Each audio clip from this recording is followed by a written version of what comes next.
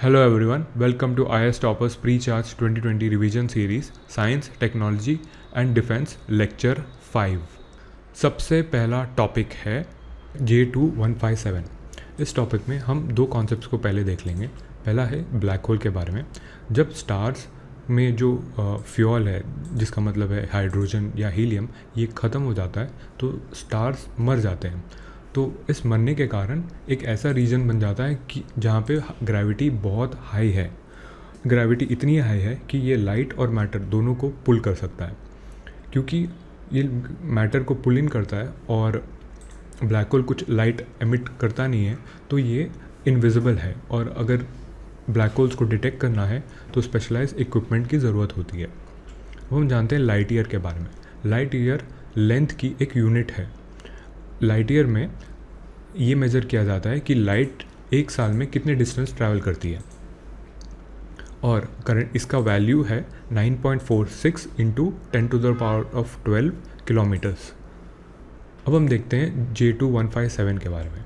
J2157 एक fastest growing black hole है, और ये नोन यूनिवर्स में, मतलब जितना मैनकाइंड को पता हुआ यूनिवर्स है, उस यूनिवर्स में सबसे ब्राइटेस्ट ब्लैक होल है। ये हमारे सन से 34 बिलियन टाइम्स इस ब्लैक होल की मास है। और जो सबसे बड़ा ब्लैक होल जो अभी तक पता लगा है, जिसका नाम है एबल 85, उसका मास है 40 बिलियन सन्स जितना। और ये J2157 ऐसा कह सकते हैं कि सेकंड मतलब लार्जेस्ट ब्लैक होल है नोन यूनिवर्स में।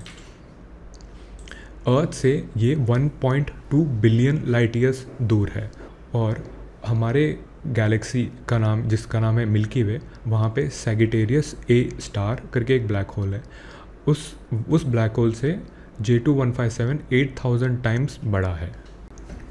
अगला टॉपिक है ग्लोबल टेररिज्म इंडेक्स।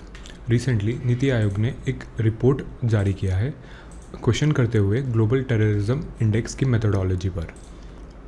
अब हम जानते हैं ग्लोबल टेररिज्म इंडेक्स रिपोर्ट के बारे में।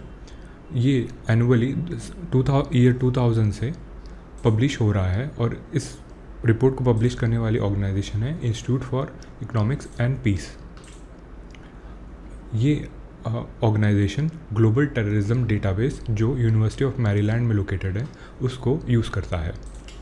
इसके पैरामीटर्स हैं number of terrorist incidents per year, कितने टेररिस्ट इंसिडेंट्स हुए हैं एक साल में, कितने फेटालिटीज़ हुए हैं टेररिस्ट के कारण एक साल में, कितने इंजरीज़ हुए हैं टेररिस्ट के कारण एक साल में, और कितना प्रॉपर्टी डैमेज हुआ है टेररिज्म के कारण एक साल में। ये 4 पैरामीटर्स हैं। अब इंडिया की रैंकिंग है, पहले 2018 में 8th थी और रिसेंटली 7th रैंक हो गई। अब और इंडिया में 2 रीजन्स हैं जो सबसे ज़्यादा इम्पैक्टेड हैं टेररिज्म पर, और वो हैं जम्मू कश्मीर और उसके बाद है छत्तीसगढ़। आप इमेज में देख सकते हैं कि सबसे ज़्यादा जो टेररिस्ट अटैक करते हैं वो है पुलिस और मिलिट्री ऑर्गेनाइजेशंस पर, और दूसरा टारगेट होता है उनका प्राइवेट सिटीजन्स और उनके प्रॉपर्टी पर। अगला टॉपिक है national intelligence grid, short form में NAT grid. Recently NAT grid ने एक MOU साइन किया है नेशनल क्राइम रिकॉर्ड्स ब्यूरो के साथ। इस MOU के द्वारा नैट ग्रिड को FIR और स्टोलन इन्फॉर्मेशन की जो सेंट्रल ऑनलाइन डेटाबेस है उसमें एक्सेस मिलेगी। अब हम जानते हैं नैट ग्रिड के बारे में। नैट ग्रिड को 2009 में कॉन्सेप्चुलाइज किया गया, और दिसंबर 31, 2020 के एंड तक ये ऑनलाइन हो जाएगा। नैट ग्रिड का मेन काम ये है, जो भी इंफॉर्मेशन स्कैटर्ड हैं, हर जगह फैले हुए हैं, जो कोर सिक्योरिटी एजेंसीज़ के पास हैं, उन सबको एक प्लेटफॉर्म में लेके आना। और इस नैट ग्रिड के द्वारा जो भी सिक्योरिटी और इंटेलिजेंस एजेंसीज़ हैं, उनको एक वास्ट डेटाबेस मिल जाएगा, जिसमें इमिग्रेशन डेटा अवेलेबल होगा, बैंकिंग और टेलीफोन डिटेल्स अवेलेबल होंगे, और ये पूरा प्लेटफॉर्म एक सिक्योर्ड प्लेटफॉर्म होगा। अगला टॉपिक है identifying fake news. Recently bureau of police research and development ने एक रिपोर्ट रिलीज़ किया है जिसका नाम है fake news and information, a guide for law enforcement agencies, how to spot and investigate. इस रिपोर्ट का मेन मोटो ये है कि इन्वेस्टिगेटर्स को हेल्प करें कि वो फेक न्यूज़ को कैसे आइडेंटिफाई करें। अब हम जानते हैं फेक न्यूज़ के बारे में। फेक न्यूज़ का दूसरा नाम है येलो जर्नलिज्म। येलो जर्नलिज्म का मतलब ये है, ये ऐसा न्यूज़ है जो डेलिबरेटली रीडर्स को मिस इन्फॉर्म करने की कोशिश करता है। इसका मेन रीज़न ये है, इधर वो इन्फ्लुएंस मतलब व्यूज़ के लिए इन्फ्लुएंस करें या कोई पॉलिटिकल रीजंस की वजह से फेक न्यूज़ को स्प्रेड किया जाता है। अब हम जानते हैं कौन से लीगल प्रोविजंस हैं फेक न्यूज़ को आइडेंटिफाई करने में। डायरेक्टली कोई स्पेसिफिक लॉ नहीं है इंडिया में फेक न्यूज़ के रिलेटेड, लेकिन indirect provisions Indian penal code 1860, information technology act section 66D और डिज़ास्टर मैनेजमेंट एक्ट 2005 में प्रोविजंस हैं।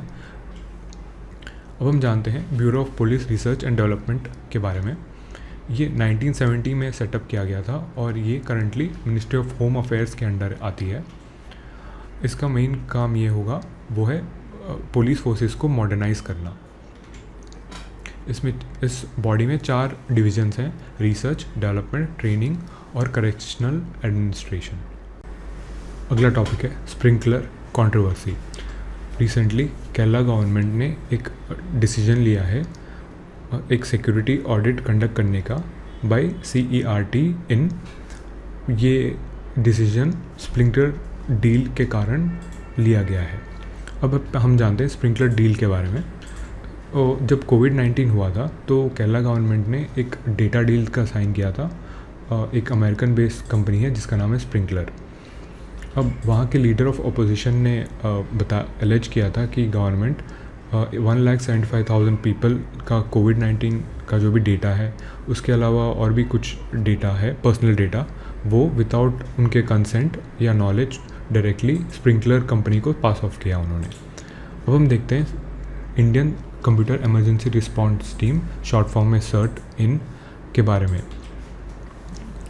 यह organisation ministry of electronics and information technology के अंडर आता है। इसकी ऑपरेशंस जनवरी 2004 से स्टार्ट हो गई।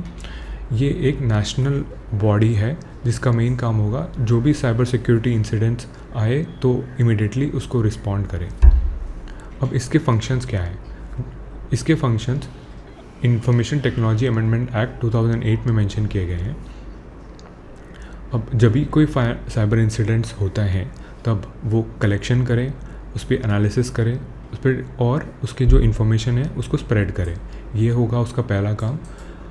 इस सर्टेन का दूसरा काम ये होगा जो भी साइबर सिक्योरिटी इंसिडेंट्स आ रहे हैं उसको फोरकास्ट करना और उसको अलर्ट करना। और तीसरा काम ये है जब भी कोई इंसिडेंट्स हो रहा है तो इमरजेंसी मेजर्स जो भी लेने हैं वो भी सर्टेन का काम है।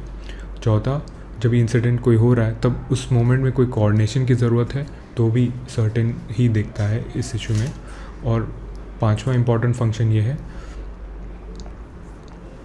और आखिरी इम्पॉर्टेंट फंक्शन ये है कि गाइडलाइंस और white papers information security practices के रिलेटेड इशू करना और जो भी साइबर सिक्योरिटी इंसिडेंट्स होते हैं उसको रिपोर्ट करना।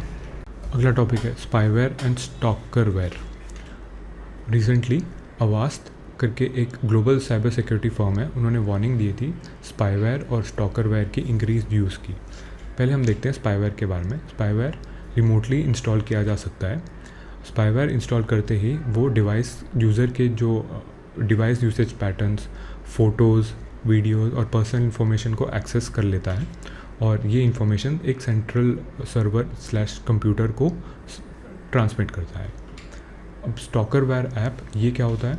ये एक स्पाईवेयर ऐप की तरह ही काम करता है, लेकिन अगर इसे इंस्टॉल करना हो तो फिज़िकली डिवाइस में जाके इंस्टॉल करना होगा। और ये स्टॉकरवेयर ऐप यूज़र मतलब डिवाइस की लोकेशन मास्टर डिवाइस को हमेशा सेंड करते रहता है। अगला टॉपिक है event bot. Recently computer emergency response team of India ने एक वार्निंग इशू किया था इवेंट बॉट मॉलवेयर के अगेंस्ट। इवेंट बॉट एक मोबाइल बैंकिंग ट्रोजन है। ट्रोजन के बारे में हम अगले स्लाइड में देखेंगे। ये मालवेयर एंड्रॉयड ऑपरेटिंग सिस्टम को टारगेट करता है और यूज़र का जो फाइनेंशियल एप्लीकेशंस का जो भी डेटा है उसको स्टील करता है और उसके अलावा एसएमएसेस को भी वो इवेंट बॉट स्टील करता है।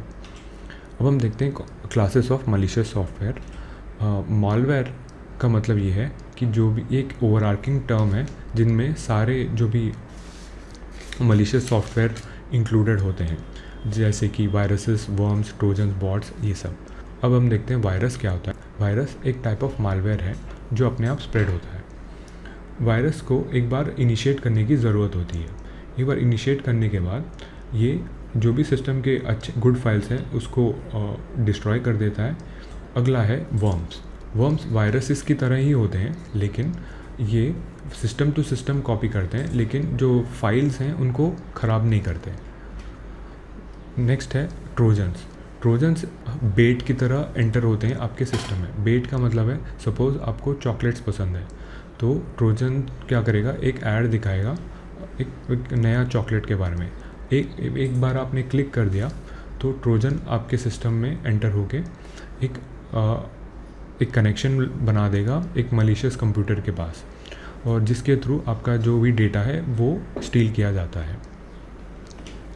अब अगला है बॉट्स। बॉट्स एक सेल्फ प्रोपेगेटिंग मालवेयर है, मतलब अपने आप फैलते रहते हैं, और इनका जो मेन काम होगा होस्ट को इन्फेक्ट करना, और एक बार इन्फेक्ट करने के बाद ये सेंट्रल कंप्यूटर के पास कनेक्ट हो जाता है। अगला है रैंसमवेयर। रैंसमवेयर एक ऐसे टाइप ऑफ मलिशियस सॉफ्टवेयर है जो किसी विक्टिम के कंप्यूटर को लॉक कर देता है, और जो साइबर क्रिमिनल है जिसने ये वायरस या सॉफ्टवेयर को इंस्टॉल किया है वो पैसे मांगता है इसको डिक्रिप्ट करने के लिए। अगला दो important type of malicious software हैं जिनका नाम है स्पाईवेयर और एक एडवेयर। स्पाईवेयर क्या करता है, आपके कंप्यूटर में एंटर होके आपके जो भी यूज़र एक्टिविटी है उसको मॉनिटर करता है, और विदाउट कंसेंट क्रिएटर को। एडवेयर ऐसा ही है स्पाईवेयर की तरह है, लेकिन आपके जो भी डेटा है उसको स्टडी करेगा और उस डेटा के हिसाब से आपको एडवर्टाइजमेंट्स दिखाते रहेगा। अगला टॉपिक है टूर ऑफ ड्यूटी स्कीम। ये एक प्रपोज़ल है इंडियन आर्मी का। इस प्रपोज़ल के अंडर सिविलियंस आर्मी में 3 सालों के लिए ज्वाइन कर सकते हैं।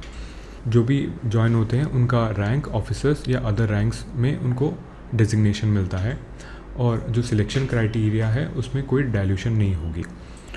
अब टूर ऑफ ड्यूटी के फ़ायदे क्या हैं? सबसे पहला फ़ायदा है फाइनेंशियल बेनिफिट होगा गवर्नमेंट को, क्योंकि जो भी एम्प्लॉयड होते हैं वो बस 3 साल के लिए होते हैं, तो फाइनेंशियल एलोकेशन फॉर सैलरीज और पेंशन्स वो घट जाता है गवर्नमेंट के लिए। गवर्नमेंट ये जो सेविंग्स हैं वो मिलिट्री इक्विपमेंट को ख़रीदने में यूज़ कर सकती है।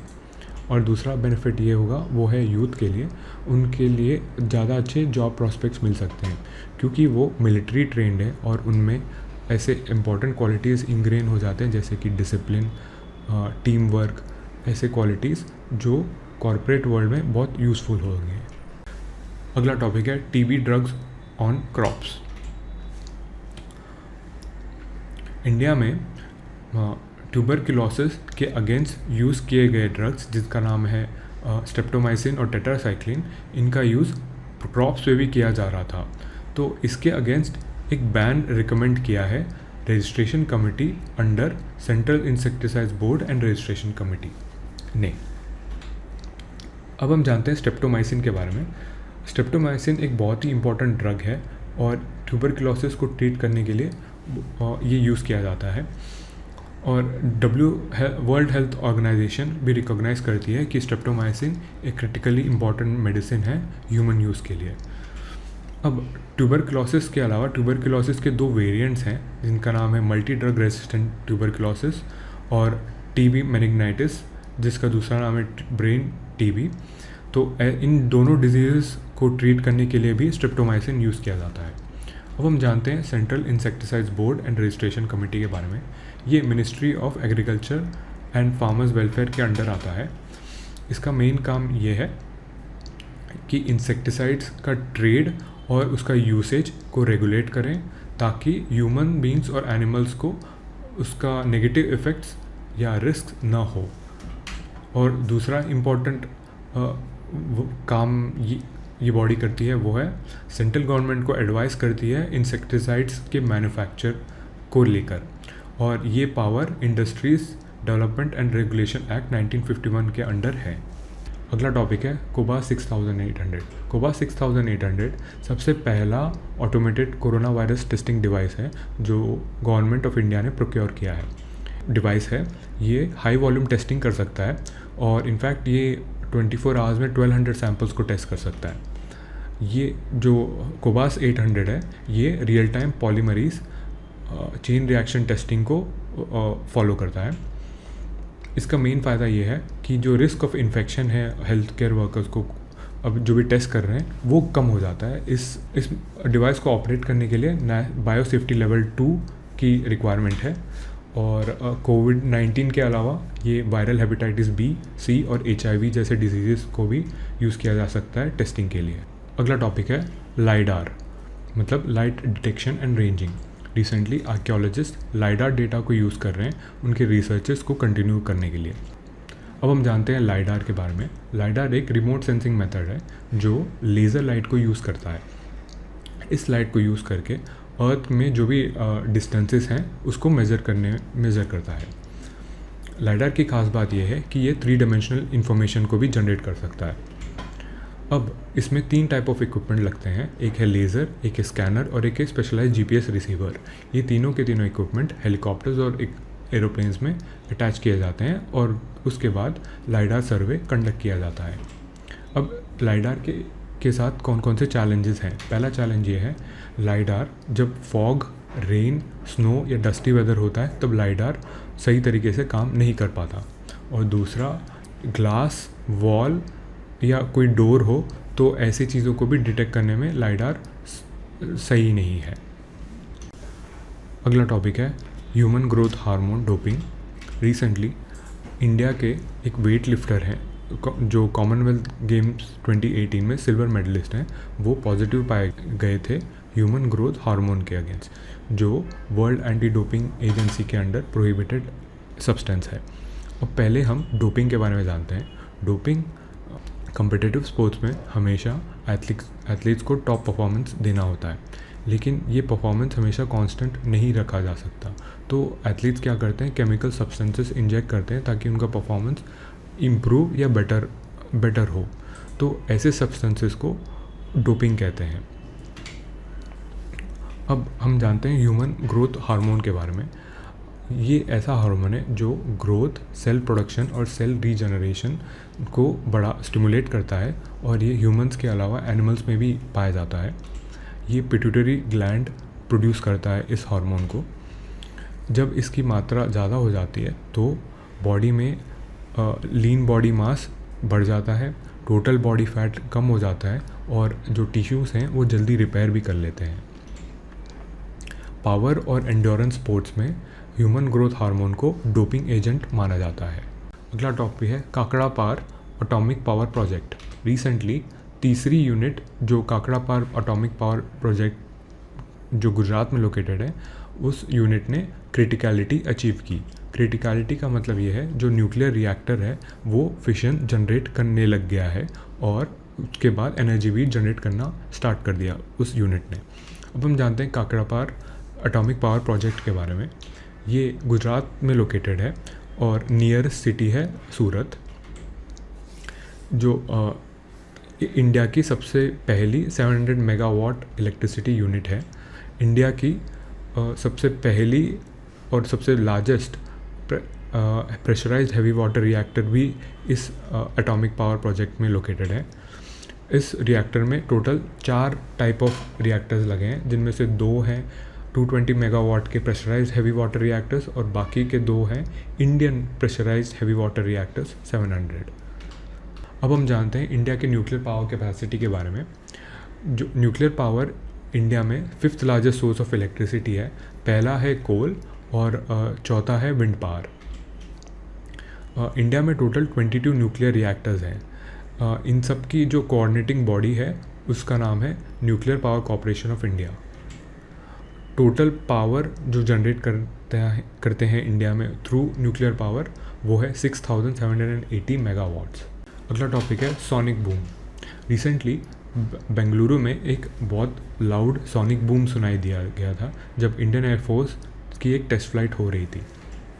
अब जानते हैं सोनिक बूम के बारे में। जब कोई ऑब्जेक्ट स्पीड ऑफ साउंड से भी ज़्यादा स्पीड में ट्रैवल कर रहा हो तो वो एक शॉक वेव जनरेट करता है। ये शॉक वेव में enormous amount of sound energy होती है और जब ये जो लिसनर है जो ग्राउंड में, उसे एकदम ऐसे सुनाई देगा कि थंडर की साउंड की तरह सुनाई देगा। अब सोनिक बूम का एक इफ़ेक्ट है, अगर आसपास कोई हाई राइज बिल्डिंग्स हैं और वहाँ पे सोनिक बूम हो जाता है तो वहाँ पे जो भी ग्लासेस लगे हैं वो शैटर हो जाएंगे। अगला टॉपिक है सीरोलॉजिकल सर्वे। रिसेंटली हरियाणा स्टेट ने सीरोलॉजिकल सर्वे को कंडक्ट किया। इस सर्वे में ब्लड के सीरम को टेस्ट किया जाता है। ब्लड का येलोइश कलर लिक्विड होता है। इस टेस्ट में वायरस के अगेंस्ट कोई भी एंटीबॉडीज़ ब्लड के सीरम में होते हैं तो उसे डिटेक्ट करके एस्टिमेट लगाया जाता है कि कौन से एरियाज़ या कौन से पॉपुलेशन में कोई भी डिजीज़ फैला हुआ है कि नहीं।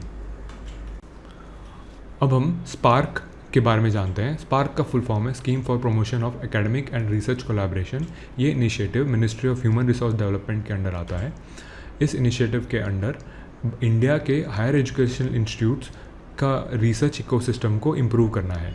ये इम्प्रूवमेंट इंडियन इंस्टीट्यूट्स और वर्ल्ड के बेस्ट इंस्टीट्यूट्स के बीच में एकेडमिक और रिसर्च कोलैबोरेशंस के माध्यम से होगा। अब इस इनिशिएटिव के अंडर 600 जॉइंट रिसर्च प्रपोजल्स को अवार्ड किया जाएगा। ये ऐसे रिसर्चेस होंगे जो साइंस में कटिंग एज डेवलपमेंट हो ऐसे फील्ड्स में, या जो मैनकाइंड के डायरेक्टली सोशल रेलेवेंट हो ऐसे फील्ड्स में इम्प्लीमेंट, मतलब ऐसे रिसर्चेस को अप्रूव किया जाएगा। Indian institute of technology Kharagpur इस प्रोग्राम की नेशनल कोऑर्डिनेटिंग इंस्टीट्यूट है। अगला टॉपिक है स्पुतनिक 5। स्पुतनिक 5 वर्ल्ड का सबसे पहला वैक्सीन है नोवल कोरोना वायरस के अगेंस्ट। इस वैक्सीन को रशिया में डेवलप किया गया। अगला टॉपिक है study of gold nano particles. Recently university of bath United kingdom के साइंटिस्ट ने गोल्ड और उसके और भी मटेरियल्स के नैनो स्केल में स्टडी की। इस स्टडी में ये पता लगा कि उन्होंने चिरालिटी करके एक कॉन्सेप्ट है उसका सबसे पहली बार एक्यूरेटली मेजरमेंट किया और उसको कैरेक्टराइज भी किया। अब हम देखते हैं चिरालिटी क्या होता है। चिरालिटी एक एब्सोल्युटली फंडामेंटल प्रॉपर्टी होती है नेचर में। इसमें क्या होता है, जो मॉलिक्यूलर लेवल में जो ऑब्जेक्ट्स होते हैं, ऑब्जेक्ट्स की थोड़ी ट्विस्टिंग होती है। उस ट्विस्टिंग इधर राइट के डायरेक्शन में होगा या लेफ्ट के डायरेक्शन में होगा। जिस डायरेक्शन में भी होगा तो उसके हिसाब से जो मटेरियल का प्रॉपर्टी भी डिटरमाइन होगा। ये जो चिरालिटी का जो फिनोमिना है सब एटॉमिक पार्टिकल से लेके एकदम मैसिव पार्टिकल्स में भी देख सकते हैं, जैसे कि डीएनए में देखा जा सकता है, ऑर्गन्स में देखा जा सकता है, इनफैक्ट इवन साइक्लोन्स में भी देखा जा सकता है। अगला टॉपिक है 2 न्यू स्पेस ऑर्गेनाइजेशंस। तो रिसेंटली यूनियन गवर्नमेंट ने 2 ऑर्गेनाइजेशंस को लॉन्च किया है। एक है Indian national space promotion and authorisation centre और दूसरा है न्यू स्पेस इंडिया लिमिटेड। पहले हम देख लेते हैं Indian national space promotion and authorisation centre के बारे में। इसका काम ये रहेगा, जो प्राइवेट प्लेयर्स हैं उनको जो इंडिया का जो स्पेस इंफ्रास्ट्रक्चर है, जैसे कि श्रीहरिकोटा का लॉन्च फैसिलिटी, लॉन्च पैड है, वैसे फैसिलिटीज़ को प्राइवेट सेक्टर प्लेयर्स भी यूज़ करें, तो ये होगा इन स्पेस का काम। इसके अलावा इसके 2 और काम भी हैं। एक प्राइवेट सेक्टर को गाइड, नर्चर और प्रमोट करना, और दूसरा सही पॉलिसीज़ और रेगुलेटरी एनवायरनमेंट को एस्टैब्लिश करने का काम भी इन स्पेस का है। अब हम देखते हैं न्यू स्पेस इंडिया लिमिटेड का रोल क्या रहेगा। इसका रोल ये रहेगा कि जो पहले जो सप्लाई ड्रिवन मॉडल था, मतलब पहले गवर्नमेंट इंफ्रास्ट्रक्चर बनाती थी और फिर उसके बाद डिमांड जनरेट होता था। अब क्या होगा, अब पहले डिमांड ड्रिवन मॉडल अडॉप्ट करने वाली है। तो इसका मतलब अगर प्राइवेट प्लेयर्स को अगर कोई सैटेलाइट लॉन्च करना है तो उस हिसाब से वो मतलब एसेंशियल इंफ्रास्ट्रक्चर या पॉलिसी सपोर्ट बनाएगी। अब इसरो का रोल ये रहेगा, जो ये 2 ऑर्गेनाइजेशंस हैं इनके अलावा जो भी काम है वो सब इसरो देखेगी। इसरो जैसे कि R&D, रिसर्च एंड डेवलपमेंट, या प्लानिटरी एक्सप्लोरेशंस, या स्टडी करना, एस्ट्रोफिनोमिना को स्टडी करना, ये सब। Recently technology information forecasting and assessment council, short form में TFAC, इनके 2 रिपोर्ट्स को रिलीज़ किया गया। पहला रिपोर्ट का नाम है focus intervention for make in India post कोविड-19 और दूसरा रिपोर्ट का नाम है active pharmaceutical ingredient status issues technology readiness and challenges. अब हम टीफैक के बारे में देखते हैं। ये department of science and technology का एक ऑटोनॉमस ऑर्गेनाइजेशन है और इसकी स्थापना 1986 में हुई थी और based on technology policy implementation committee के रिकमेंडेशंस पर। अब हम इसके मैंडेट को देख लेते हैं। पहला मैंडेट ये है जो स्टेट ऑफ आर्ट टेक्नोलॉजी है उसको एसेस करना और इंडिया में जो फ्यूचर में कौन से सोशो इकोनॉमिक सेक्टर्स में कौन सा टेक्नोलॉजिकल डेवलपमेंट की ज़रूरत है उस पर डायरेक्शंस को सेट करना का काम भी टीफैक है। और दूसरा इंपॉर्टेंट मैंडेट ये है 10 to 25 ईयर्स के टाइम फ्रेम में कौन से गुड्स एंड सर्विसेज कौन से इकोनॉमिक सेक्टर्स में का डिमांड ज़्यादा रहेगा उसको प्रोजेक्ट करना का काम भी टीफैक करती है। अगला टॉपिक है रेडियो फ्रीक्वेंसी आइडेंटिफिकेशन रेलवेज। दिसंबर 2022 के एंड तक इंडियन रेलवेज़ का एक मिशन है कि सारे जो वैगन्स हैं उनको रेडियो आइडेंटिफिकेशन टैग अटैच करना। अब हम जानते हैं रेडियो फ्रीक्वेंसी आइडेंटिफिकेशन के बारे में। ये एक वायरलेस कम्युनिकेशन का एक फॉर्म है जिसमें रेडियो वेव्स को यूज़ करते हैं। रेडियो वेव्स को इन्फॉर्मेशन को रीड करना और कैप्चर करने का काम एक टैग के थ्रू होता है। ये टैग और इस टैग को थोड़े डिस्टेंस में भी रीड किया जा सकता है। इस टैग को डायरेक्टली जो रीडर है उसके सामने रखने की ज़रूरत नहीं है, थोड़े डिस्टेंस या इनडायरेक्ट डायरेक्शन में भी अगर हो तो चलेगा। अगला टॉपिक है नेशनल जीन बैंक। रिसेंटली एक MOU साइन किया गया था नेशनल मेडिसिनल प्लांट्स बोर्ड और Indian council of agriculture research national bureau of plant genetic resources के बीच में। इस MOU में जो मेडिसिनल और एरोमेटिक प्लांट्स के जेनेटिक रिसोर्सेज को ICAR NBPGR मतलब जो national bureau of plant genetic resources है वहाँ पे नेशनल जीन बैंक में लॉन्ग टर्म के लिए स्टोर किया जाएगा और जो रीजनल स्टेशन के जो जगह है वहाँ पे मीडियम टर्म के लिए स्टोर किया जाएगा। अब हम देखते हैं जर्म प्लाज्म क्या होता है। जर्म प्लाज्म कोई भी प्लांट का एक छोटा सा टिश्यू होता है। इस टिश्यू को लेके वो प्लांट को फिर से वापस से ग्रो कर सकते हैं। इस जर्म प्लाज्म में जो स्पीसीज़ का वो है जेनेटिक मेकअप का इंफॉर्मेशन स्टोर किया होता है। अब जर्म प्लाज्म कौन कौन से प्लांट के पार्ट्स हो सकते हैं? सीड हो सकता है, लीफ हो सकता है, स्टेम का एक छोटा सा पार्ट हो सकता है, पोलन हो सकता है, या कोई भी थोड़े बहुत सेल्स प्लांट के उसको भी लेके हम उसको फाइनली एक बहुत बड़ा प्लांट की तरह ग्रो कर सकते हैं। अब हम देखते हैं ICAR national bureau of plant genetic resources के बारे में। ये ministry of agriculture and farmers welfare के अंडर आता है। इसके हेडक्वार्टर्स न्यू दिल्ली में लोकेटेड है और इसका कॉमनली इसका नाम है नेशनल जीन बैंक है। अब हम देखते हैं नेशनल मेडिसिनल प्लांट्स बोर्ड के बारे में जानते हैं। ये 2000 में गवर्नमेंट ऑफ इंडिया ने इस्टेब्लिश किया था और ये करंटली मिनिस्ट्री ऑफ आयुष के अंडर आती है। इस ऑर्गेनाइजेशन का कोर काम है कि मेडिसिनल प्लांट सेक्टर को बढ़ावा दें। तो इसके लिए बढ़ावा इन द सेंस कंजर्वेशन करें, उसका कल्टीवेशन करें, उसका ट्रेड करें और उसका एक्सपोर्ट भी करें।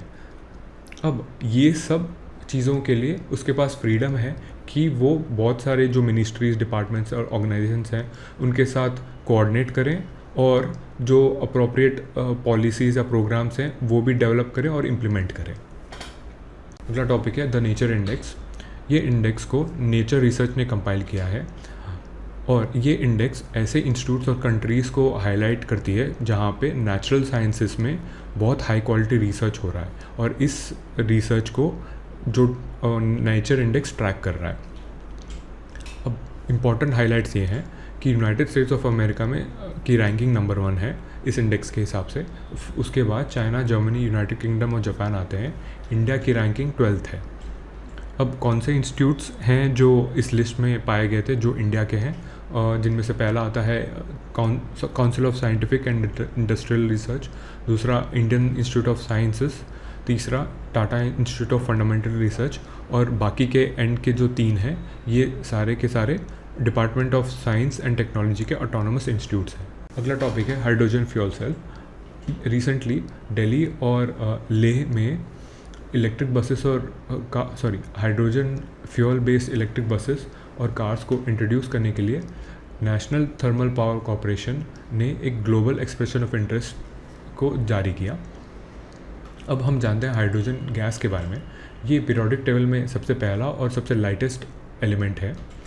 यूनिवर्स में सबसे मोस्ट अबंडेंट एलिमेंट हाइड्रोजन है। सन और बहुत ज़्यादा स्टार्स हाइड्रोजन से बने हुए हैं। अर्थ में अगर इसको मैं एंथ्रोपोजेनिकली अगर बनाना हो तो फॉसिल फ्यूल्स, बायोमास और वाटर इलेक्ट्रोलिसिस के माध्यम से हाइड्रोजन को बनाया जा सकता है। अब हम देखते हैं हाइड्रोजन फ्यूल सेल के बारे में। हाइड्रोजन फ्यूल सेल एक सपोज कार, इसमें दो इनपुट्स होंगे, एक होगा हाइड्रोजन और दूसरा होगा ऑक्सीजन। जो फ्यूल सेल होगा वो हाइड्रोजन को और ऑक्सीजन को लेके एनर्जी प्रोड्यूस करेगा और इसका बाय प्रोडक्ट होगा वाटर। इसका पहला एडवांटेज ये है, कम हाइड्रोजन को स्टोर करके भी हम बहुत ज़्यादा एनर्जी प्रोड्यूस कर सकते हैं।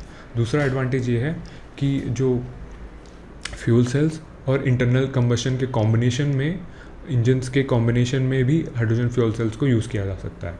तीसरा एडवांटेज ये है, जो एमिशंस हैं वो ज़ीरो होते हैं। इसका डिसएडवांटेज क्या है? पहला डिसएडवांटेज ये है कि अगर हाइड्रोजन को बनाना है तो फॉसिल फ्यूल्स को बर्न करना होगा। और दूसरा डिसएडवांटेज ये है कि इसका जो स्टोरेज है वो बहुत डिफ़िकल्ट है, क्योंकि हाइड्रोजन गैस बहुत फ्लेमेबल है।